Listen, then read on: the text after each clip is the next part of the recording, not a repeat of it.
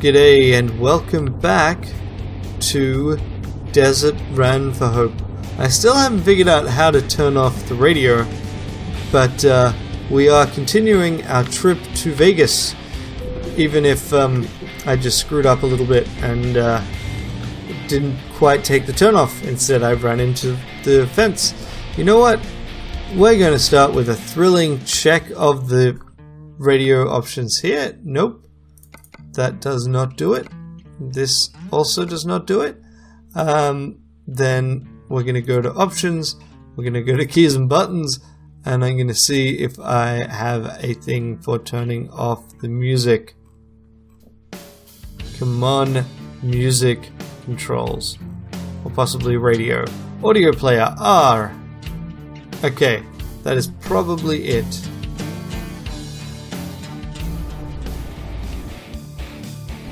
Nope. Well, fine. Whatever. We will be stuck with this track. Hey, that car hit me just because I, didn't do the right thing and just drove out in front of him. What a jerk. Onward. So, hopefully Desert Bus for Hope 10 is still going at the time that this recording comes out.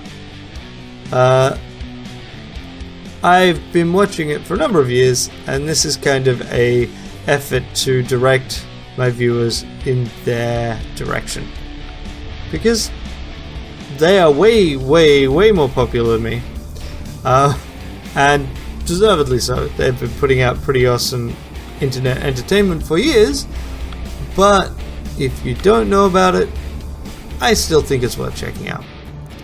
And so that's why this is kind of replacing my regular streams for this week. Little bit over a week, in fact, as long as I'm remembering to record a Torment Thursday this week. So I got my usual 4 videos a week. So the plan is for all of them to be American Truck Simulator. We are basically trying to play a relatively more modern version of Desert Bus from the Penn and Teller collection of games, Penn and Teller Smoke and Mirrors, which is an unreleased game for the Sega Genesis, I believe it was. And that game is deliberately one of the least engaging experiences they could possibly craft about driving from Tucson to Las Vegas and back, and you get a grand total of 1 point every time you do. Here we are playing, and sorry for that, I keep tapping the headset against the other microphone. So here we are playing Desert Bus for Hope. Sorry, we're playing American Truck Simulator, which is also intended to kind of give you a similar experience. Ooh, I'm gonna need to get petrol. Maybe I will have to get it before I get to Vegas. We'll see. We're getting close. And what am I trying to say? It's a really cool. It's a really cool charity marathon where they play the most boring game ever created for the children, and they're really entertaining people. And it's basically about trying to keep someone entertained, even though they are playing something that is designed to fight that as much as possible. So you've got people singing and dancing and putting on skits and talking to the chat and auctions and giveaways and interviews. It's a fantastic time, and you should totally check it out. Hopefully, as you're watching it, it's still going on desertbus.org.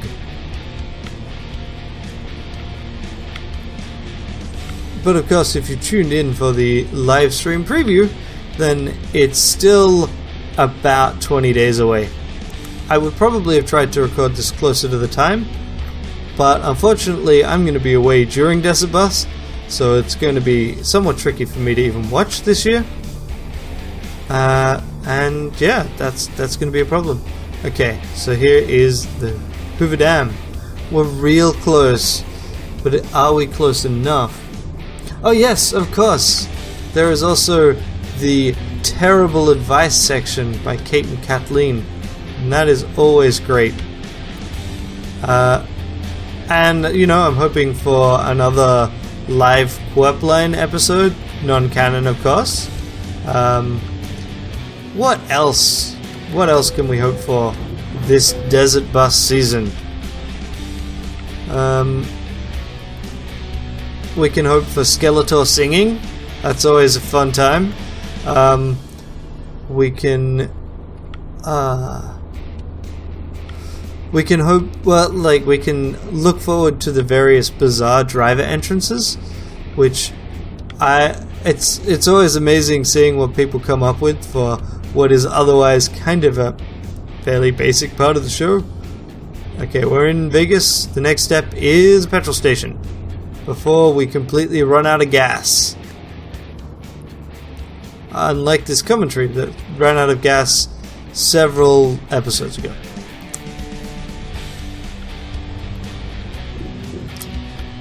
The entrances, the costuming, I really like some of the art competitions. I mean, I'm a terrible artist and have obviously then never won anything entering them. But I have actually entered a couple where it's hey, no, I have an idea. I know what I want to put in. And yeah, those are always really neat. There's always something going on from the giveaway, the silent auctions, the loud auctions, the interviews, the segments like Kate and Kathleen give terrible advice. And yeah, go check it out. You will not regret it. Here we go. Let's see if I can get through here without breaking the bus. We'll stop the engine and fill up the tank. Sweet, sweet petrol. $2.72 a gallon. I wonder how much that actually is in units of measurement that I would understand. Because frankly, I'm not very good with US units of measurement.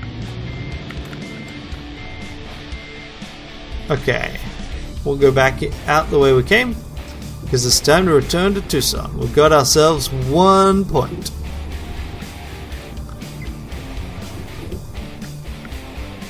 No one coming? Yep. I like that you can still see, you can see parts of Vegas in the distance here.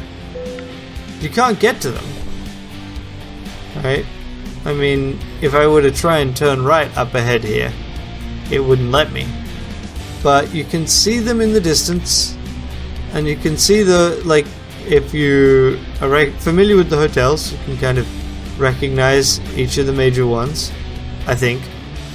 I'm vaguely familiar with the hotels, but not super familiar. So, I'm not actually a great person to try and do that. But there's been some effort at modeling it. This game plays with time and distances to kind of mean that you're not doing that. It would be interesting to see someone had basically created a map where, or a mod for the game where it's actually no, here are real time and real distances. But I didn't spot one. I want to go this way. This way and then left. That's right. I'm confusing myself. Aha! Stop. Grand Canyon Village. I mean, who wouldn't want to go to Grand Canyon?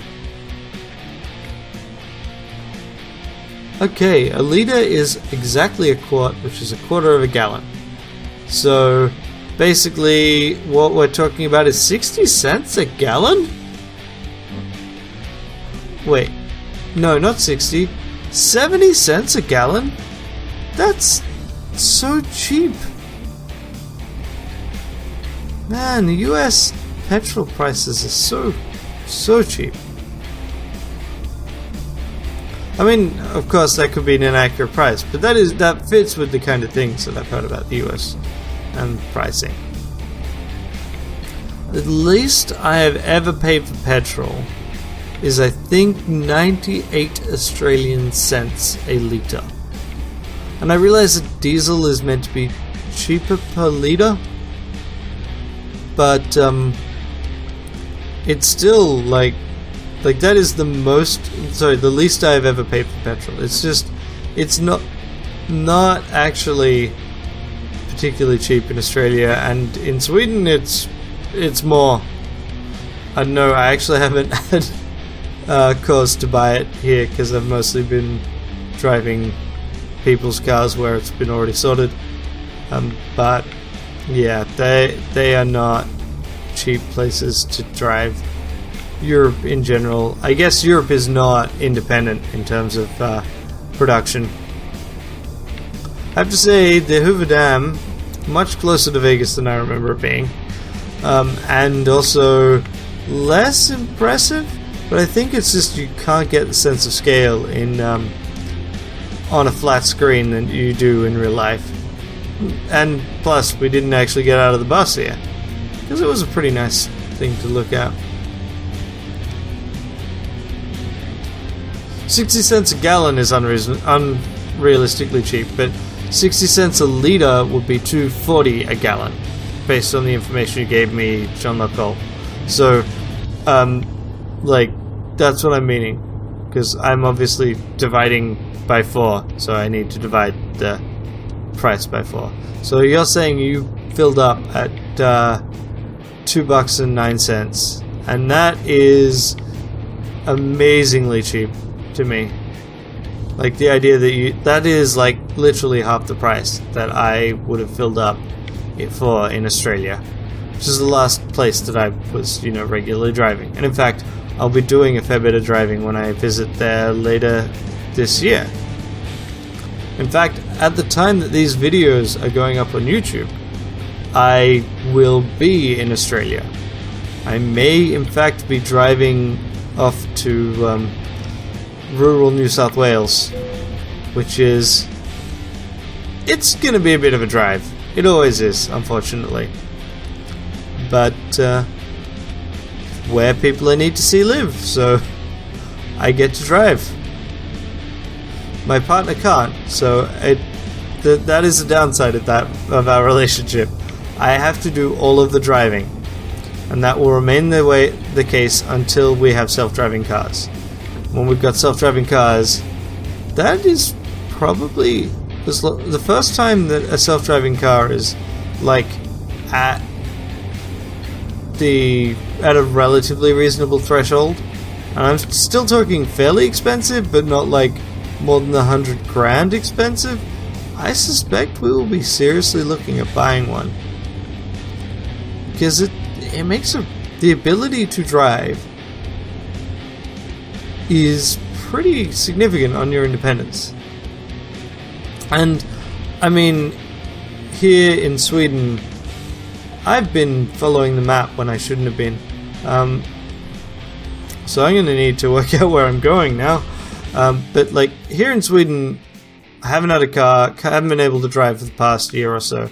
It actually doesn't impact... No, I'm going the right way, I just need to go left. Interesting. It hasn't impacted me nearly as much as I would have thought. But it still occasionally does. And I do actually miss the ability to go, oh, I want to go to this place on the weekend. It is across the state, the equivalent of the state, which is frankly not that big. I will just hire a car, or I will just borrow a car, and I will drive. I don't need to look into buses or trains that way. It's significantly faster than both of those options because generally it's direct, and that is not an option I actually have at the moment, because once you live in Sweden for more than a year, you can't use a foreign license. It's not cool, man. I guess they actually want the control that actually having a locally licensed thing.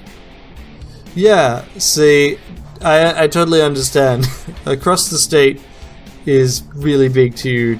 Yeah, so JLC said, across the state, that's that's really big to me. I live in Texas. Texas is bigger than France. Yeah, no, I mean, across the state would mean a lot more if I weren't in Sweden. Sweden is big for a country in Europe, but that's also because it's long. So the way I would put it is the like equivalent of the state in which I live, which is Skåne, which is at the south end of Sweden, is about as big as the catchment area of Sydney. So basically the area of people that would say to a foreign person that knows nothing about the city and the area as to where they live. So it covers a fair ways north of Sydney proper and west and south, but like that area, which is the city in which I grew up in, is bigger than the equivalent of the state in which I live. Europe is really interesting from the perspective of someone that comes from Australia, and I suspect also many places in the US, just because its distances are so much more defined here, right? I live in a town, or a city of, I think it's about 100,000 people or something. It's not a particularly big place. But I'm like an hour's train ride from Copenhagen. If we were in the same country, there'd be arguments that we effectively lived in Copenhagen, or at least in the catchment area for Copenhagen. But on the other hand, between me and Copenhagen is Malmö, which is a much bigger city, and 3 villages, which are all defined places. Like, you actually do go through farmland to get between them. It's not like just urban sprawl that goes all that way.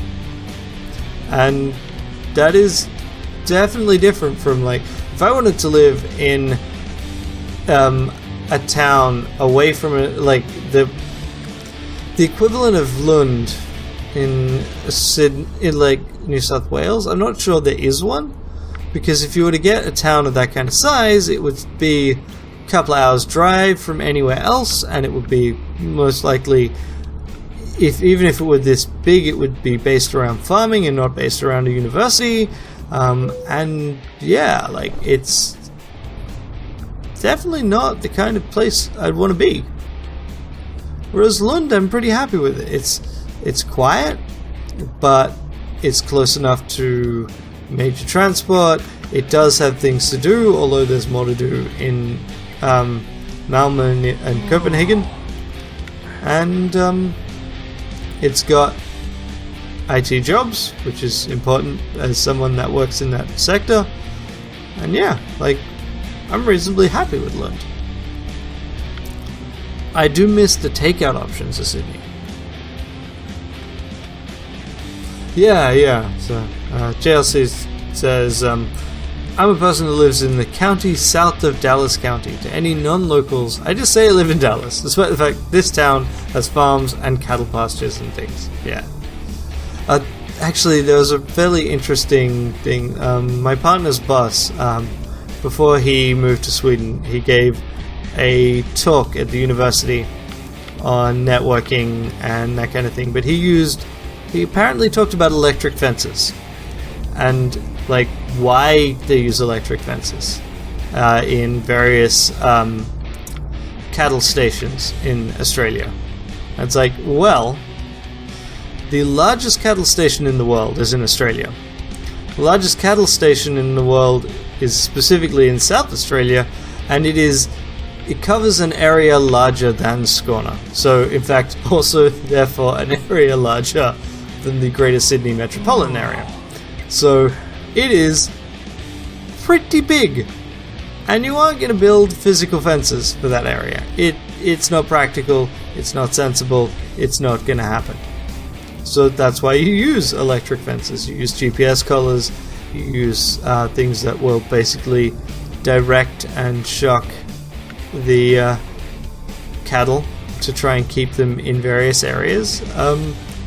because it's impractical to build and maintain fences in areas that large. This has definitely not been the focused desert bus commentary that I kind of had envisaged when I thought about this series, but I guess I should have actually organized for a co-pilot if I wanted to keep on track like that. Instead, it's more like talking about what I can think of and remembering to mention Desert Bus. And really, that's kind of what Desert Bus is like too. It's not like they spend the whole time talking about games. They cover all sorts of topics during their long drives. And eventually, well, the key part is that they raise money. It's all about the charitable works. Where are we? Are we at Verde or Tucson? I probably should have been paying attention to signs. I think we're at Camp Verde. Yeah. We totally are. This is the side. I keep wanting to cross the road. It's kind of weird having it's really actually kind of weird still having a certain amount of, like, by far the majority of my practice driving is in Australia, and it is in driving on the left-hand side of the road, right? I mean, I've lived in Sweden for a few years now, and it's not like I haven't driven in Sweden, but every so often, even though I know I'm currently in a right-hand side of the road driving country, I will be thinking of paths and things and realize that I'm trying to use the wrong side of the road in my head. As long as it remains in my head, it's fine. But just there, it's like I need to cross the highway and turn right so I can get onto the correct side. Nope. That would have gotten me into a bit of trouble. Whereas in, say...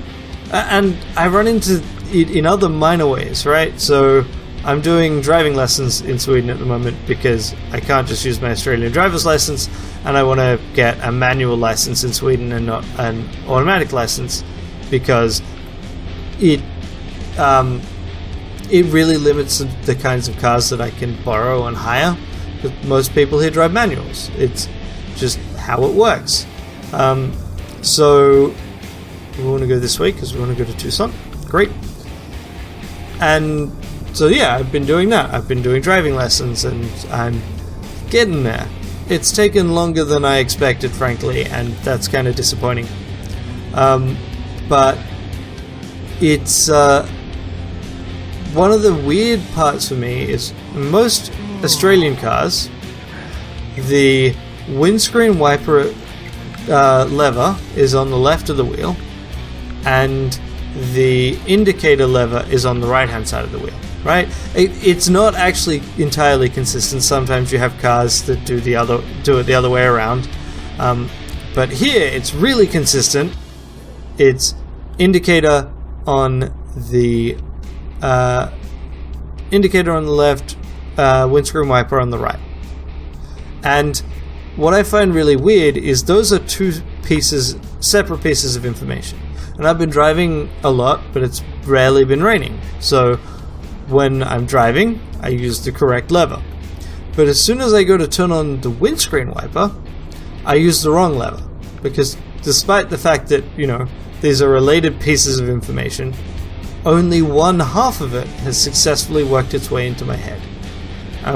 When I'm driving in Australia next month, I fully expect that there'll be a number of times where I will go to indicate and turn on the windscreen wiper, and I will go to turn on the windscreen wiper if it rains and turn on the indicator.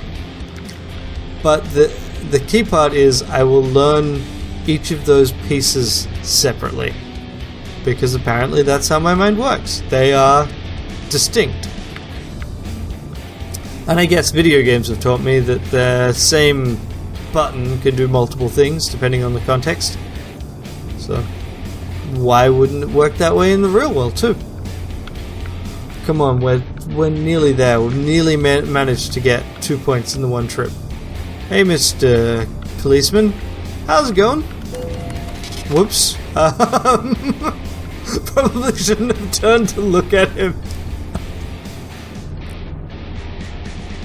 Oh well. Live and you learn. And sometimes you don't. Learn, hopefully.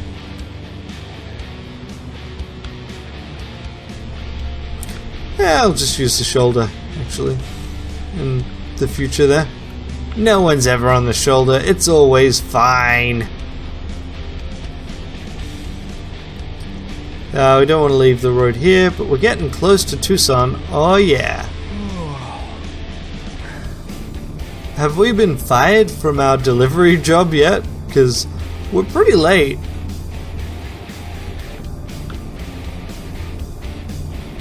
Tucson, Nogales. Okay, so we want to turn here. Exit. Is that the right? Yeah, I think that's the right thing. There we go. Oh, we've totally made it to Tucson. I think we will need to get petrol. Probably need to sleep. I mean, we're stopped at the light, so if there's any time at which it's okay to sleep, it's now, right?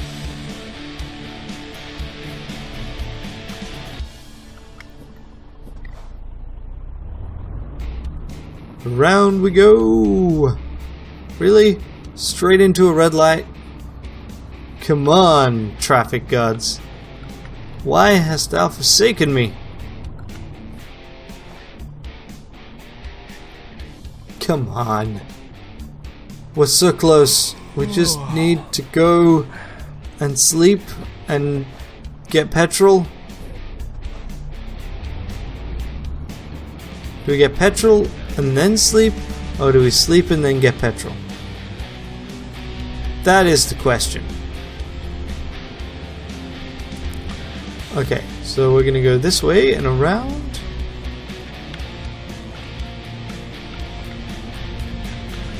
Oh crap. Oh crap. Oh crap. Oh crap. This is not a good place to doze. Buddy. Buddy. No. Oh no. Come on. You just needed to hold on a little bit longer.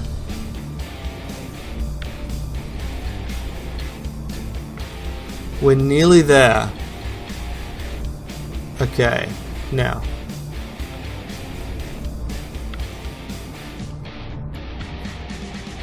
I think that's my headquarters, that's right. I don't care about that. That's where I get the car serviced. But it's fine. We'll just go to the end of this road and we'll turn right.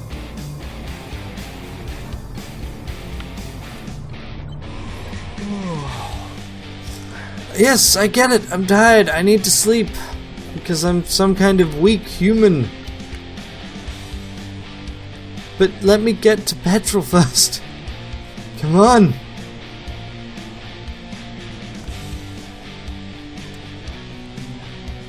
I'm so close.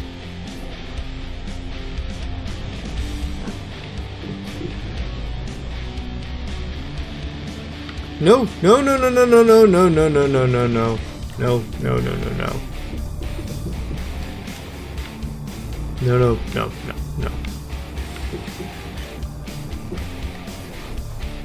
There we go. Now, come on. We're getting there. Getting there. Almost there. Alrighty. Now we need to turn right. Just need to not doze. Yep. Cool, cool, cool. I mean, I should have stopped at the stop sign, but who really does that? I mean, honestly. Now we just drive through here, and don't fall asleep at the wheel. Don't do it. Don't. Petrol station's over here. We'll just take out the sign. No one likes that sign anyway.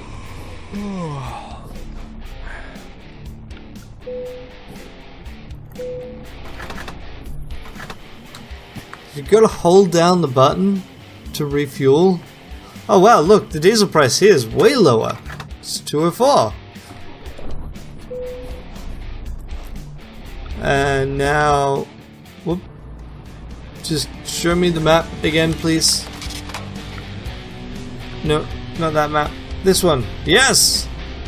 No, no, no, no, no, no, no, no, no, come on. I mean, I've driven really tired before, but this is surprisingly worrying. I guess because, I mean, well, actually, driving tired is actually really worrying. And it's not, like, driving this kind of tired is both really dangerous and you shouldn't do it, and legit terrifying when you realize you're doing it and you kind of are stuck. We're just gonna go sleep and maybe get, you know what, we'll get the car repaired.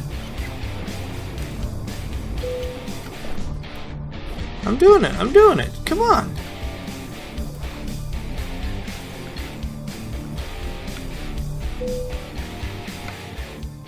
Okay.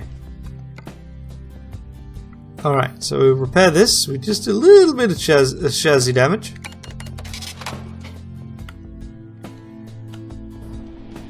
But we are pro driver, so we can drive pros.